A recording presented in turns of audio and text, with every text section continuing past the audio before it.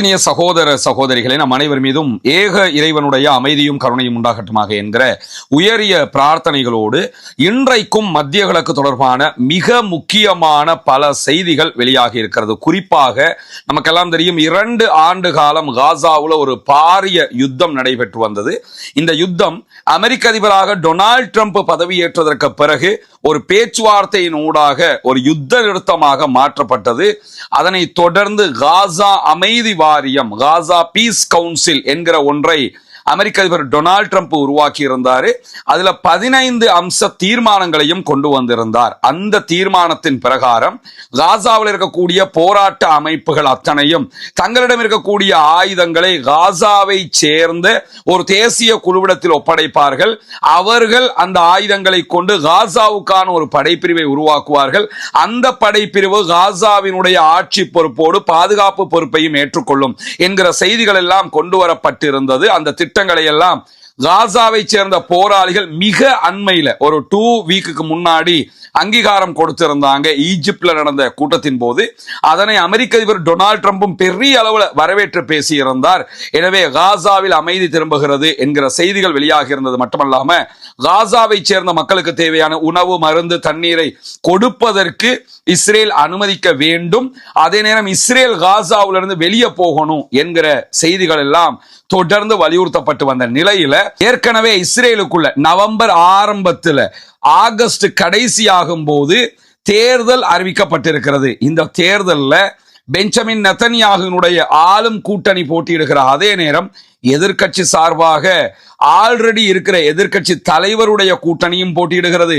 குறிப்பாக இப்பொழுது நடக்கக்கூடிய தேர்தல்கள்ல முன்னாள் ராணுவ தளபதியினுடைய தலைமையில ஒரு குழுவும் போட்டியிடுகிறது. எனவே தற்போதைய தேர்தல் என்பது இஸ்ரேலிய பிரதமர் பெஞ்சமின் நெதன்யாகுவுக்கு மிகப்பெரிய அழுத்தமான ஒரு தேர்தலாக மாறி இருக்கிறது. தேர்தலில் அவர் தோல்வி அடைந்தால் அடுத்ததாக கைது செய்யப்படுவார். அவருடைய ஊழல் குற்றச்சாட்டுகள் நிரூபணமாகிற பட்சத்தில் அவர் பன்னெடுங்காலம் சிறையிலேயே தன்னுடைய வாழ்க்கையை கழிக்க வேண்டி வரும். இப்படி பல இக்கட்டுகள் அவருக்கு இருக்கக்கூடிய நேரத்தில் தேர்தல் பிரச்சாரத்தில் இந்த காசா பீஸ் டாக் என்பது மிக முக்கியமான இடத்தை பிடித்திருக்கிறது. காசாவுக்குள்ள சண்டைக்கு போனீங்க, அவங்கள இஸ்ரேலிய ஆக்கிரமிப்பு படைகளால தோக்கடிக்க முடியாம போயிடுச்சு, கடைசியில் ஒரு சமாதான ஒப்பந்தம் என்று போய்த்தானே முடிவுக்கு வந்தீங்க, இல்லைன்னா எங்களுடைய கைது செய்யப்பட்டவர்களை கூட உங்களால் மீட்டெடுக்க முடியாமல் போயிருக்கும் என்கிற பலத்த விமர்சனங்களை தேர்தல் களத்தில் பல பேரும் வைக்கிற இந்த தருணத்தில் தான் காசாவினுடைய பீஸ் டாக்கினுடைய அடுத்த கட்டமாக இருக்கக்கூடிய காசாவிலிருந்து இஸ்ரேலிய படைகள் வெளியேற வேண்டும், பாலஸ்தீன விடுதலை போராட்ட அமைப்பை சேர்ந்தவர்கள் ஆயுதங்களை தங்களுடைய நாட்டுக்குள் இருக்கக்கூடிய தேசிய அமைப்பிடத்தில் ஒப்படைப்பார்கள் என்கிற நிலைகள் எட்டப்பட்டிருந்தது. இந்த நிலையில தான் இன்றைக்கு இஸ்ரேலிய பிரதமர் பெஞ்சமின் நெதன்யாகு அமெரிக்க அதிபர் டொனால்ட் ட்ரம்பினுடைய 15 அம்ச காசா அமைதி திட்டத்தை ஏற்றுக்கொள்ள முடியாது என்றும், காசாவிலிருந்து இஸ்ரேலிய படைகள் வெளியேறாது என்றும், பாலஸ்தீன விடுதலை போராட்ட அமைப்புகள் முதலில் ஆயுதத்தை கீழே வைக்க வேண்டும், அதற்கு பிறகு நாங்க இதை பத்தி திங்க் பண்ணுவோமே தவிர நாங்க வெளியேறினதுக்கு பிறகுதான் ஆயுதத்தை அவங்க கீழே வைப்போம்ங்கிறத நாங்க ஏத்துக்கிறவே மாட்டோம் என்று சொல்லி அனைத்து சமாதான நடவடிக்கைகளையும் மொத்தமாக பிரேக் பண்ணிட்டாரு, மொத்தமாக நாசமாக்கிட்டாரு. அடுத்ததாக காசாவில் என்ன நடக்க போகிறது என்கிற கேள்விகள் எழுந்திருக்கிறது. ஏன்னா இஸ்ரேலையும் இஸ்ரேலியர்களையும் பொறுத்தவரையில ஒன்ன தெரிஞ்சுக்கிறங்க, அவங்கள பொறுத்தவரையில அமைதியை விரும்பாத குழுவினர், உலகத்திலேயே ஆக மைனாரிட்டி குரூப்பாக இருப்பது யூதர்கள். ஆனால் எந்த இடத்திலும் அவர்கள் அமைதியை விரும்ப மாட்டார்கள். அவங்க அமைதியா இருக்கணும்னு நினைப்பாங்க, அவங்க நிம்மதியா இருக்கணும்னு நினைப்பாங்க. வேறு யாருமே நிம்மதியா இருக்க கூடாது, சண்டை ஒன்று இருந்துகிட்டே இருக்கணும், யுத்தம் ஒன்று இருந்துகிட்டே இருக்கணும், அதற்கு அவர்கள் ஒரு இன்பம் அடையக்கூடியவர்களாக இருப்பார்கள். அந்த அடிப்படையில தான் தற்போது காசாவில் இந்த 15 அம்ச திட்டத்தை நான் ஏத்துக்கிற மாட்டேன்னு பெஞ்சமின் நெதன்யாகு இப்ப சொல்றதுங்கிறது அவருடைய தேர்தலுக்கான ஒரு மிகப்பெரிய ஆதரவு தளத்தை உண்டாக்கும் என்கிற நம்பிக்கையில் அவர் சொல்லியிருக்கிறார். இதே நேரத்தில் அமெரிக்க அதிபர் டொனால்ட் ட்ரம்ப் இதை எந்த அளவு தூரம் ரசிக்க போகிறார், ஏற்றுக்கொள்ள போகிறார் என்கிற கேள்விகள் இருக்கக்கூடிய சூழல்ல பாலஸ்தீனத்தை சேர்ந்த பொதுமக்களை பொறுத்தவரையில இதை நாங்க ஆல்ரெடி எதிர்பார்த்ததுதான் என்கிற விதமாக அல் ஜசீராவுக்கு அவர்கள் வழங்கக்கூடிய பேட்டிகளில் பார்க்க முடியும். பாலஸ்தீனத்தில் இருக்கக்கூடிய அதிகாரிகள் பேசுகிற நேரத்தில் இந்த மாதிரி ஒரு திட்டத்தை இஸ்ரேலிய பிரதமர் பெஞ்சமின் நெதன்யாகு ஏற்றுக்கொள்ள மறுப்பார் என்பது எங்களுக்கு சர்ப்ரைஸா இருக்குது. ஏன்னா அமெரிக்க அதிபரை தற்போது அவங்க எதிர்க்க வேண்டி இருக்கிறது என்று சொல்லி இருக்கிறார்கள். பாலஸ்தீன விடுதலை போராட்ட அமைப்பினரை பொறுத்தவரையில நாங்கள் ஒப்பந்தப்படி நடந்து கொள்வதற்கு தயாராக இருக்கிறோம். இஸ்ரேலிய பிரதமர் பெஞ்சமின் நெதன்யாகு தான் மொத்த ஒப்பந்தத்தையுமே நாசமாக்குறாரு. எனவே அவரைத்தான் அமெரிக்க அதிபர் டொனால்ட் ட்ரம்ப் இப்பொழுது கட்டுப்படுத்தி வழிக்கு கொண்டு வர வேண்டிய வேலை இருக்கிறது என்று சொல்லி இருக்கிறார்கள். தற்போது காசா விவகாரம்ங்கிறது எல்லோருக்குமே சீரியஸ் இஷ்யூவாக மாறி இருக்குது. ஆல்ரெடி ஹொர்முஸ்ல பெரிய பிரச்சனை, ஹொர்முஸை திறக்க மாட்டேன்னு ஈரான் விடாப்பிடியாக இருக்கிறாங்க. ஈரானுடைய யுத்தத்தில் அமெரிக்காவே தோல்வி அடைந்திருக்கிறது. அடுத்ததாக சவுதிக்கு எதிராக ஹவுதிஸ் அட்டாக் பண்ணி கொண்டிருக்கிறாங்க. ஹவுதிஸ் செங்கடலை பிளாக் பண்ணி வச்சிருக்கிறாங்க. அது இன்னொரு தலையீடியாக மாறி இருக்கக்கூடிய சூழல்ல தான் தற்போது மீண்டும் காசா மீதான தாக்குதல்களை இஸ்ரேல் ஆரம்பிக்குமா? படைய நாங்க விலக்கிக்கொள்ள மாட்டோம்ங்கிறது ஒரு கணக்கு, மீண்டும் ஒரு யுத்தத்தை அவங்க ஆரம்பிச்சாங்கன்னா அது எங்க போய் முடிய போகிறது என்கிற கேள்விகள் எல்லாம் தற்போது எழுந்திருக்கிறது. அமெரிக்க அதிபர் டொனால்ட் ட்ரம்பை பொறுத்தவரையில இது தேங்கூட்டுல கை வச்ச கதையாக மாறிடுச்சு. இந்த ஏற்கனவே இஸ்ரேலிய பிரதமர் பெஞ்சமின் நெதன்யாகு நம்பி நம்பி நம்பி நம்பி நாசமா போன மாதிரி இப்பொழுது இந்த விவகாரத்திலும் அவர் இஸ்ரேலிய பிரதமர் பெஞ்சமின் நெதன்யாகுவை நம்பி, குறிப்பாக யூதர்களை நம்பி நாசமாகி இருக்கிறார், மோசம் போகி இருக்கிறார் என்பதை நம்ம புரிந்து கொள்ள முடியும். இப்படியான சூழல்ல தான் இன்றைக்கு இன்னும் ஒரு முக்கியமான செய்தி வெளியாகி இருக்கிறது. நமக்கு தெரியும், ஏற்கனவே யமன்ல இருக்கக்கூடிய ஈரானுடைய ஆதரவு பெற்ற ஹூதிஸ் படைப்பிரிவுக்கும் யமனுக்குள்ள இருக்கக்கூடிய சவுதியினுடைய ஆதரவு பெற்ற சர்வதேச ஆதரவு பெற்ற ராணுவம் அல்லது சர்வதேச ஆதரவு பெற்ற அரசாங்கம் என்கிற தரப்புக்கும் இடையில சண்டைகள் முட்டி மோதுகிற மும்முரமானதாக மாறி இருக்கிறது. அதற்கான காரணம் சவுதியை தாக்குவதும் இவர்களை தாக்குவதும் ஒன்று என்கிற அடிப்படையில ஹூதிஸ் அட்டாக் பண்ணி கொண்டிருக்கிறாங்க. இப்ப என்ன பண்றாங்கன்னு கேட்டா சவுதியையும் அட்டாக் பண்றாங்க. அதே நேரத்தில் சவுதியினுடைய ஆதரவு படைகளாக யமனுக்குள்ள இருக்கக்கூடியவங்களையும் மீண்டும் மீண்டும் யமன்ல இருக்கக்கூடிய ஹவுதிஸ் அட்டாக் பண்ணி கொண்டிருக்கிறாங்க. ஹவுதிஸினுடைய பலம் சாதாரணமானதல்ல. ஏற்கனவே அவங்க இஸ்ரேலோடைய பெரிய ஒரு சண்டையை பிடிச்சவங்க. அமெரிக்காவினுடைய USS ட்ரூமன் மேலேயே விமானம் தாங்கி கப்பல் மேலேயே அட்டாக் பண்ணினவங்க. அந்த மாதிரி பலத்த தாக்குதல்களை நடத்தக்கூடியவர்கள், பாலிஸ்டிக் மிசைல் தாக்குதல்களை நடத்தக்கூடியவர்கள். ஈரான் என்ன மாதிரியான தாக்குதல் நடத்துமோ அதே அளவுக்கு தாக்குதல் பலம் கொண்டவர்கள். இஸ்ரேல் மேல 2020 கிலோமீட்டரை தாண்டி மிகப்பெரிய பல தாக்குதல்களை எல்லாம் நடத்தியவர்கள். அதே நேரம் தங்கள் மேல வரக்கூடிய தாக்குதல்களை அவர் அசால்ட்டாக கடந்து போகக்கூடிய ஆட்களும் கூட. அதெல்லாம் பாத்துக்கலாம் போற ஒரு குரூப் அவங்க. இப்படி ஒரு சூழல் இருக்கும் போது இன்றைய நாள்ல யமனுக்குள்ள இருக்கக்கூடிய அல் மக்கா துறைமுகத்தின் மீது யமன்ல இருக்கக்கூடிய ஹவுதிஸ் தாக்குதல் நடத்தி இருக்கிறார்கள். மக்கா துறைமுகம் மிக முக்கியமான ஒரு துறைமுகம் சவுதியினுடைய ஆதரவு படைகளுக்கு.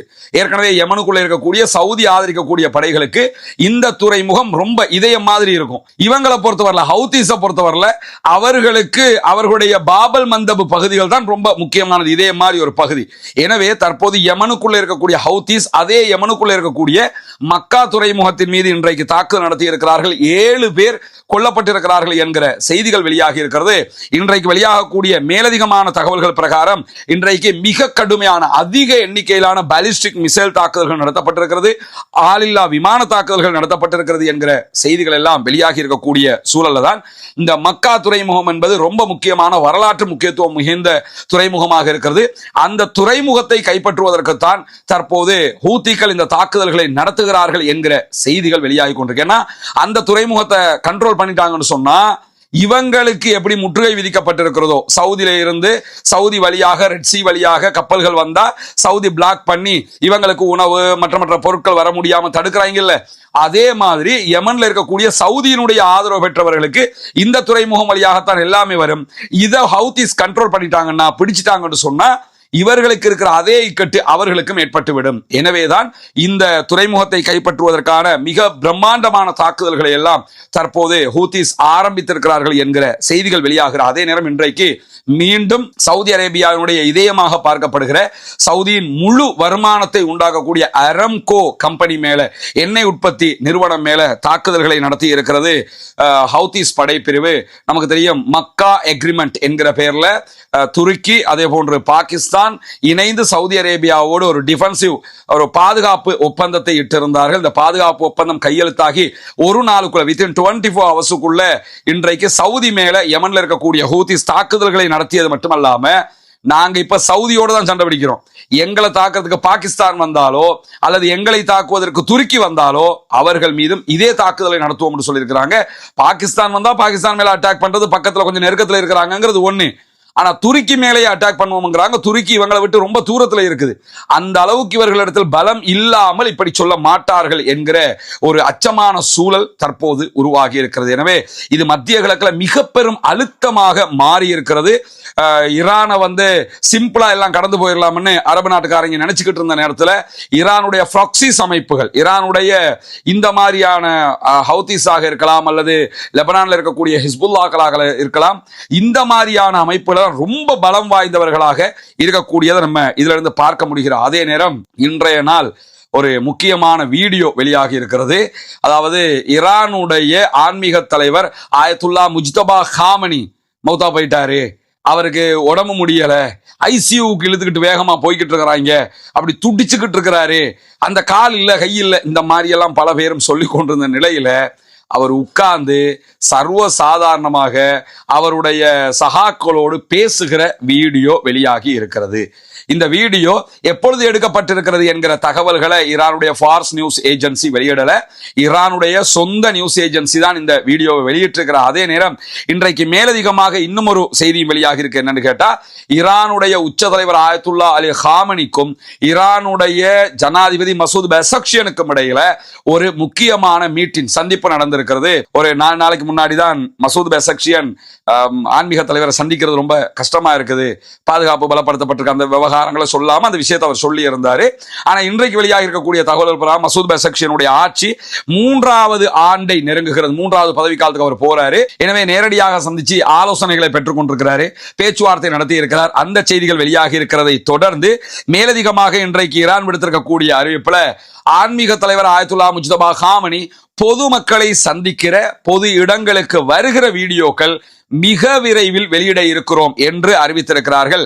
ராணுவ தளபதிகளோடு முஜ்தபா காமனி பல சந்திப்புகளை நடத்தி கொண்டிருக்கிறார் என்றும், அதே நேரத்தில் பொதுவான மக்களை சந்தித்திருக்கிறார் என்றும், பொது நிகழ்வுகளில் பங்கெடுத்திருக்கிறார் என்றும் தெரிவித்திருக்கக்கூடிய ஈரானுடைய IRGC-யினுடைய துணை அமைப்பாக இருக்கக்கூடிய பாசிச் அமைப்பு இன்றைக்கு வெளியிட்டிருக்கக்கூடிய செய்திகளில் சொல்லியிருக்கிறாங்க. பாசிச் அமைப்பினுடைய துணை தளபதிகளில் ஒருவராக இருக்கக்கூடிய காசிம் குரைஷியினுடைய அறிவிப்புல தான் இந்த தகவல்கள் சொல்லப்பட்டிருக்கிறது. பாசிச் அமைப்புங்கிறது IRGC எப்படி ராணுவ ரீதியாக வெளிநாடுகளோட இந்த மாதிரி ஒரு யுத்த மரக்களை சண்டை பிடிப்பாங்களோ அது மாதிரி உள்நாட்டுக்குள்ள அரச பாதுகாக்கிற, அரசாங்கத்துக்கு எதிராக நடக்கிற ஆர்ப்பாட்டங்கள், போராட்டங்கள், தூண்டுதல்களை தடுக்கிற அந்த மாதிரி வேலைகளை செய்யற இந்த பாசிச் அமைப்பு, அந்த அமைப்பினுடைய துணை தளபதி தான் இன்றைக்கு வெளியிட்டிருக்கக்கூடிய அறிவிப்புல பொதுமக்களையும் ராணுவ தளபதிகளையும் மேல்மட்ட உயர் அதிகாரிகளையும் முஜ்தபா காமனி சந்திக்கிற வெளிப்படையான வீடியோவை நாங்க வெளியிடுவோம் என்று சொல்லியிருக்கிறாங்க. எனவே முஜ்தபா மௌத்து, காலி இல்ல, கை கால் உடைஞ்சிருச்சு, அவரோட இதயம் அப்படி வெடிச்சிருச்சு, இப்படிலாம் சொல்லிக்கிட்டு தெரிஞ்சா உன்னையா சொன்னாங்க. இது எல்லாத்துக்கும் முற்றுப்புள்ளி வைக்கும் விதமாக இந்த வீடியோக்கள் வெளியிடப்படும் என்கிற செய்திகள் இன்றைக்கு வெளியாகி இருக்கிற அதே நேரத்தில் ஈரான் இன்றைக்கு அமெரிக்காவுக்கு மிக முக்கியமான ஒரு எச்சரிக்கையை விடுத்திருக்கிறது. ஈரானுடைய தரைப்படை தளபதியான brigadier general Ali Jahanshahi வெளியிட்டிருக்கக்கூடிய அறிவிப்புல இன்றைக்கு சொல்லியிருக்கக்கூடிய செய்தி என்னன்னு கேட்டா, ஈரானுக்குள்ள தரைவழி படை தாக்குதல்களை நடத்துவதற்கு அமெரிக்கா எத்தனிப்பதாக, முயற்சிப்பதாக செய்திகள் வெளியாகி கொண்டிருக்கிறது. அப்படி ஒரு தாக்குதலுக்கு அமெரிக்கா முனைந்தால் கண்டிப்பாக அவர்களை ஓட ஓட விரட்டி அடிப்போம் என்கிற செய்திகளை வெளியிட்டிருக்கிறாரு. எந்த ஒரு அமெரிக்காவினுடைய படைகளும் ஈரானில் கால் பதித்தால் நாங்கள் அவர்களுடைய கால்களையே துண்டிப்போம், காலையே வெட்டுவோம், அந்த எச்சரிக்கையின் உச்சமாக சொல்ற, காலை வச்ச காலை வெட்டுவோம் பாத்துக்க, அந்த மாதிரி ஒரு செய்தியை சொல்லியிருக்கிறது மட்டுமல்லாம ஈரானுடைய தரைப்படைகள் முழுமையான தயார் நிலையில் இருக்கிறார்கள்.